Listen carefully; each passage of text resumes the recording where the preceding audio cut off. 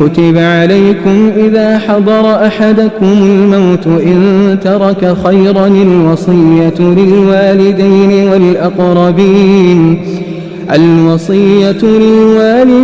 والأقربين بالمعروف حقا على المتقين.